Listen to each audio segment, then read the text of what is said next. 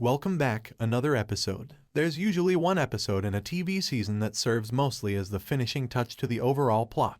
The main plot and character arcs are advanced in these episodes, although nothing particularly noteworthy occurs in them. Though it may not remain ingrained in the minds of viewers, a filler episode might nonetheless be excellent, as demonstrated by Chicago Fire Season 12, Episode 7, Red Flag. There isn't a single sequence in the history of the NBC show that will go down, but viewers can tell what's going to happen next. A few new story points and dynamics are introduced in Red Flag that will be important for the rest of the season. Hanako Greensmith is given the opportunity to shine and makes the most of her screen time. Additionally, Kelly Severide finds himself in yet another exciting situation of problems in this week's Case of the Week, which is rather entertaining. However, considering that one Chicago is building to a bigger payout, this episode is quite mild by those standards. Violet McCamey is at the center of Red Flag because, ever since Sylvie Brett got married and relocated to Oregon, everyone has been curious about Violet's companion. Jared Lennox, who appears to be an entirely typical paramedic until he begins speaking, is introduced in Chicago Fire. Lennox challenges Violet's choices at the end of the week,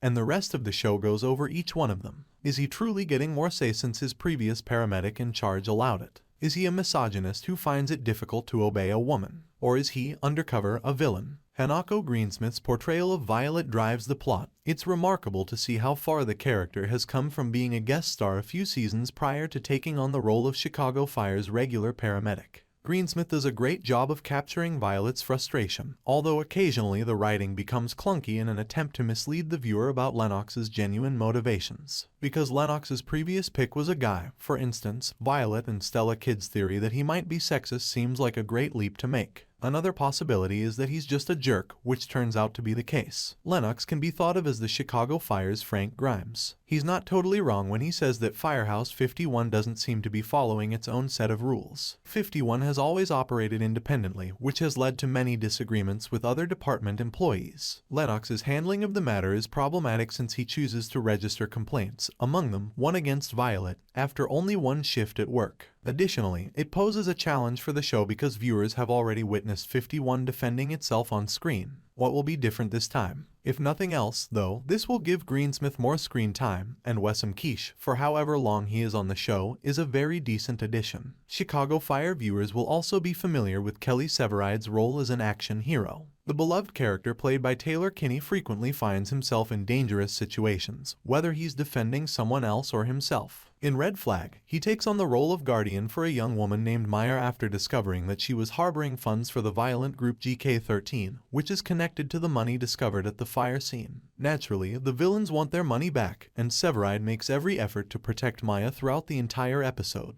He shields her from the actions of several overzealous Chicago police officers as well as a drive-by shooting. I find it fascinating that while Chicago PD portrays police in such a positive light, many of the generic police officers that show up on Chicago Fire are horrible people. The goal of this subplot is to locate the remaining funds and prevent them from going into the wrong hands. Eventually, Severide finds out that Maya's grandmother has been aware of the cash for some time. She then informs him that she used some of the money to help her grandson get out of trouble and move the entire family out of Chicago. As luck would have it, the final arson report indicates that Maya and her family have vanished and that the missing money has been found. One of Severide's distinguishing traits is his ability to do the right thing, even in gray areas. Thus, it should come as no surprise that Kinney gives an excellent performance. However, for Kelly Severide, Red Flag is essentially Tuesday. It's nothing unusual, just enough exciting. The entire subplot seems like it could have been finished in 5 minutes, but since Ritter is developing more, it's acceptable to forgive that.